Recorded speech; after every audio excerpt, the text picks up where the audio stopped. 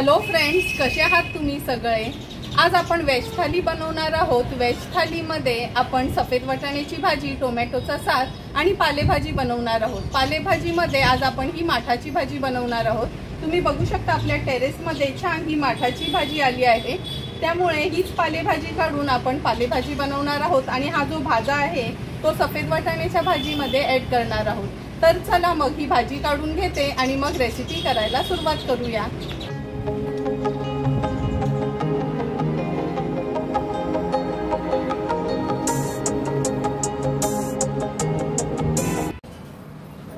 आज आपण व्हेज थालीमध्ये आपल्या घरच्याच टेरेसमधली काढलेली ही माठाची भाजी बनवणार आहोत। नंतर सफेद वाटाण्यामध्ये हा भाजा जो पण आपल्या टेरेसमधलाच होता, मगाशी मी तुम्हाला दाखवलंच होतं। सफेद वाटाणे आणि भाज्याची अशी ही थपथपीत भाजी बनवणार आहोत। टोमॅटोचा सार आणि दुधीची भाजी बनवणार आहोत। तर चला मग भाजी वगैरे मी निवडून घेते आणि नंतर रेसिपी करायला सुरुवात करूया। सर्वात आधी आपण ही माठाची पालेभाजी बनवणार आहोत। जरी आपली घरची असली तरी जवळपास एक जुडी एवढी ही आपली पालेभाजी आहे।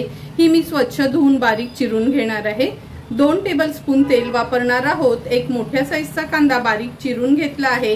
2 हिरव्या मिरच्या देखील अशा चिरून घेतल्या आहेत। 1 चमचा आलं लसूण क्रश आहे। पाव चमचा हळद, चवीप्रमाणे मीठ आणि 2 चमचे खवलेलं ओलं खोबरं आहे। तर चला मग सर्वात आधी ही माठाची भाजी स्वच्छ धुवून बारीक चिरून घेते, नंतर भाजी बनवायला सुरुवात करूया। माठाची भाजी पण आपण छान बारीक चिरून घेतली आहे। आता ह्याची पालेभाजी बनवायला सुरुवात करूया। गॅसवर आपण ही कढई ठेवली आहे भाजी बनवण्याकरता। अगदी 2 टेबलस्पूनच तेल घ्यायचं आहे। सर्वात आधी तेलावर आपण हे आलं लसूण क्रश ऍड करूया।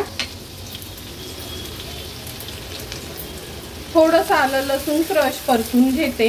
पेस्ट वापरायची नाही कधी पालेभाजी करायला। नंतर मोठा एक कांदा बारीक चिरून घेतला आहे आणि 2 हिरव्या मिरच्या त्या देखील ऍड करते।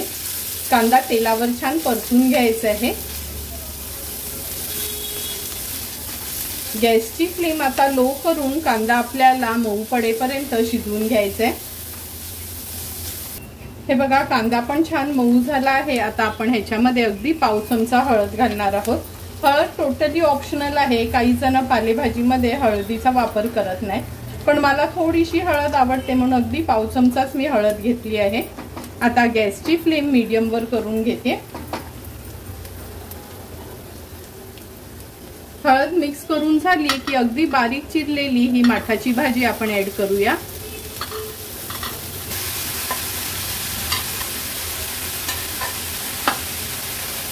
भाजी व्यवस्थित कांद्यामध्ये मी मिक्स करून घेते।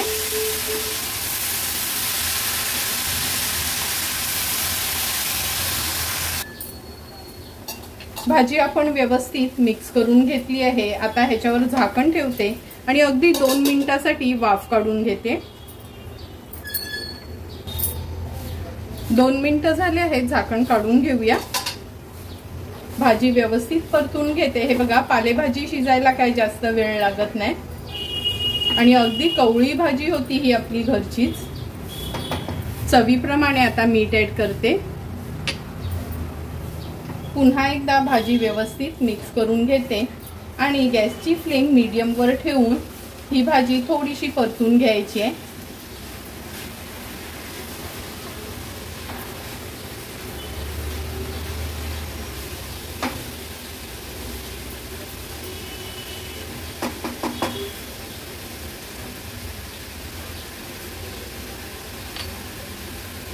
अगदी मिनिटभरासाठी झाकण ठेवूया मीडियम फ्लेमवर, म्हणजे मीठ व्यवस्थित भाजीला लागेल।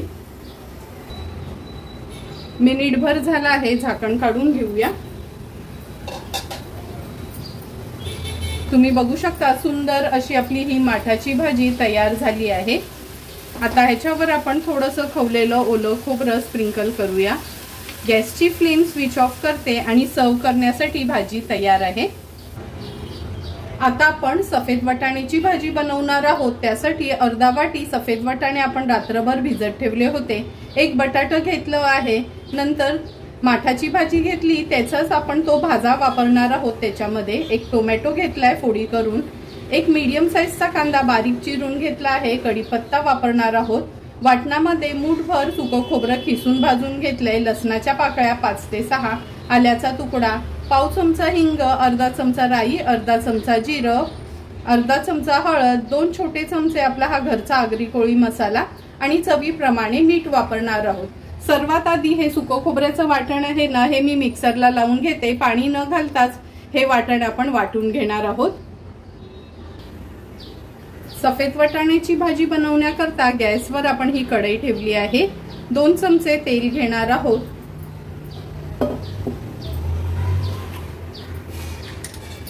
आता फोडणीला आपण हिंग घालूया।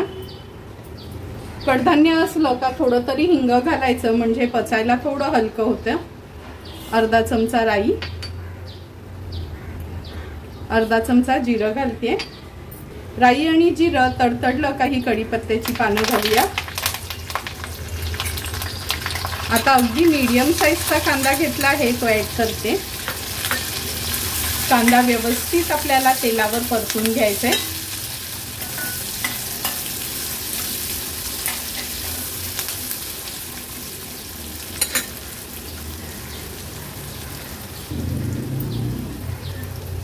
कांदा पण छान शिजला गेलाय। आता आपण ह्याच्यामध्ये अर्धा चमचा हळद ऍड करणार आहोत। 2 छोटे चमचे म्हणजे पोहे खायचे चमचे असतात तो मसाला, हा आपला घरचाच आगरी कोळी मसाला आहे। हळद आणि मसाला तेलावर आपल्याला छान परतून घ्यायचे। नंतर हे भिजवलेले सफेद वाटाणे आणि बटाटा ऍड करते। आता आपण ह्याच्यातच भाजी घालणार आहोत।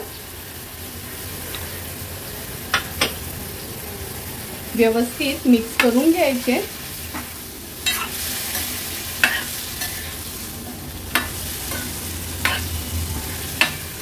मी आता ही पातेल्यात भाजी बनवते म्हणून गरम पाणी घेतलं आहे। गरम पाणी ऍड करूया। हाय फ्लेमवर सुरुवातीला आपल्याला याला उकळी काढून घ्यायची आहे। वाटाणे झटपट शिजण्याकरता सुरुवातीलाच मी मीठ ऍड करते।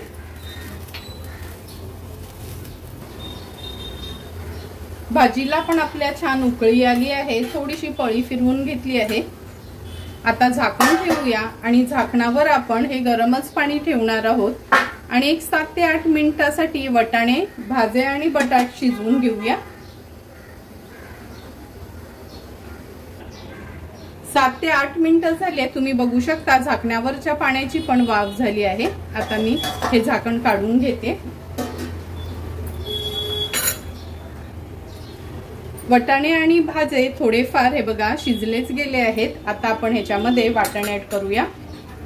हे सुकं खोबऱ्याचं वाटण आहे। खूप जास्त वाटण नाही वापरत मी भाज्यांमध्ये, अगदी 4 चमचे, ते पण पोहे खायचा चमचा असतो ना तेवढंच वाटण घेतलं आहे। वाटण ऍड केल्यानंतर टोमॅटोच्या फोडी ऍड करते। भाजी व्यवस्थित मिक्स करून घेते।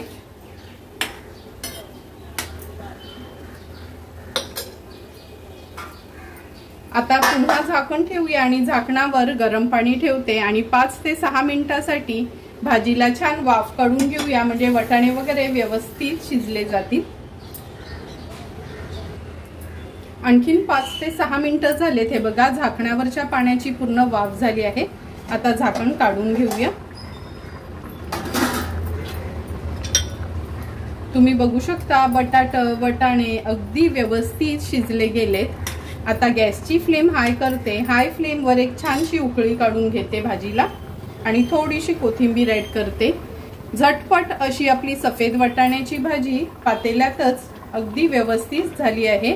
आता गॅसची फ्लेम स्विच ऑफ करूया आणि सर्व करण्यासाठी आपली ही सफेद वाटाण्याची भाजी तयार आहे। आता आपण आमच्या आगरी कोळी पद्धतीचा टोमॅटोचा सार बनवणार आहोत। त्यासाठी 2 टोमॅटो मी हे असे उकडवून घेतले आहेत। अगदी छोटासा कांदा किंवा अर्धाच कांदा फोडणीला वापरणार आहोत।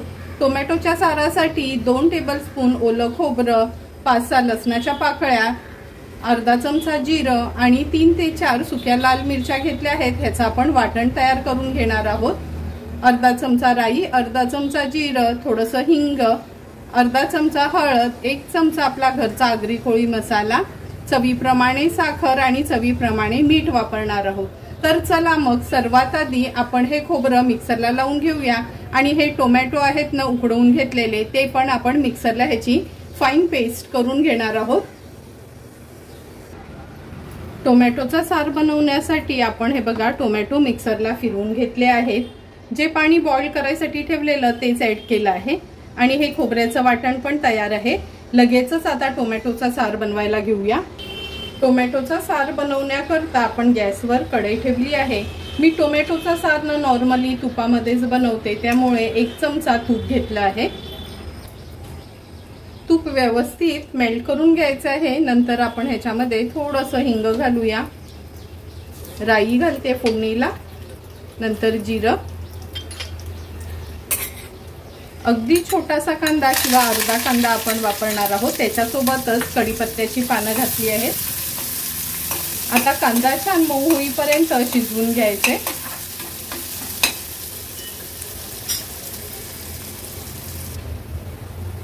कांदा शिजेपर्यंत हे जे आपण वाटून घेतलेलं ह्याच्यामध्ये पाणी ऍड करते, व्यवस्थित हे मिक्स करून घेऊया।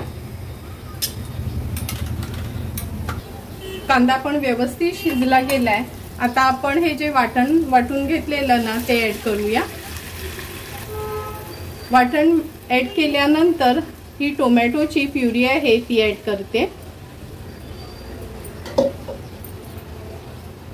हळद घालूया, घरचाच आपला हा आगरी कोळी मसाला, तुम्ही तुमच्या साठवणीतला मसाला वापरलात तरी चालेल। चमचाभर साखर घेतली आहे, चवीप्रमाणे मीठ, व्यवस्थित मिक्स करून घेऊया। हा टोमॅटोचा सार आहे ना आमच्या आगरी कोळी पद्धतीत थोडा पातळ असतो, त्यामुळे मी ह्याच्यामध्ये थोडं पाणी ऍड करते।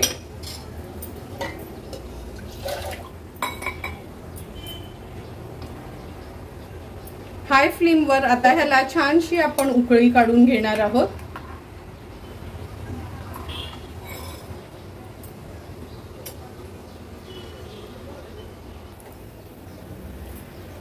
3 ते 4 मिनिटं झाले आहेत। आपण हा टोमॅटोचा सार छान असा उकळून घेतला आहे, म्हणजे सर्व इन्ग्रेडियंट्स एकजीव झाले आहेत। कधी कधी वरण खायचा किंवा तिखट डाळ खायचा कंटाळा आला ना तर वेगळं म्हणून असा हा टोमॅटोचा सार बनवायचा। अगदी पातळ असतो, म्हणजे हा सार भातासोबत तर खूप सुंदर लागतो। आमच्याकडे जास्त करून मटकीची वाफेवरची भाजी किंवा सफेद वाटाण्याची भाजी आणि टोमॅटोचा सार, वांग्याचं भरीत असं जेवणाचं कॉम्बिनेशन असतं।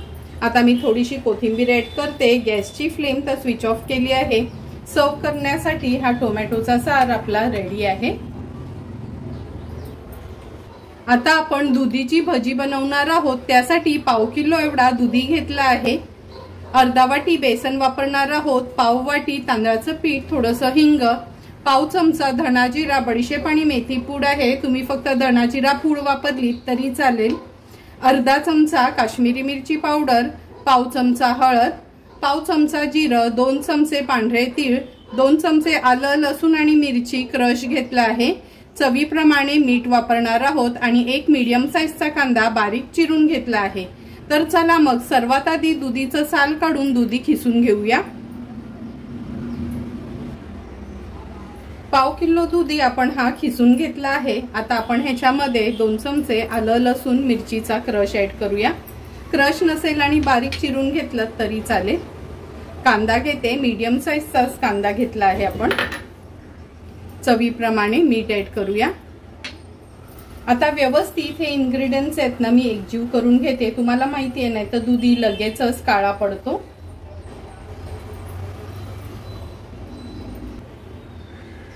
दुधी, कांदा, आलं लसूण क्रश आणि मीठ छान एकजीव करून घेतलं आहे। आता आपण ह्याच्यामध्ये बेसन पीठ घालणार आहोत। अर्धा वाटी एवढं बेसन पीठ घेतलं आहे। पाव वाटी तांदळाचं पीठ वापरणार आहोत। 2 चमचे पांढरे तीळ, लाल मिरची पावडर, धना जिरा, बडीशेप आणि मेथी पूड आहे। ही माझ्याकडे नेहमीच केलेली असते म्हणून मी घेतली आहे। तुम्ही फक्त धना जिरा पूड घेतली तरी चालेल। पाव चमचा हळद, पाव चमचा जिरं, थोडंसं हिंग घालूया,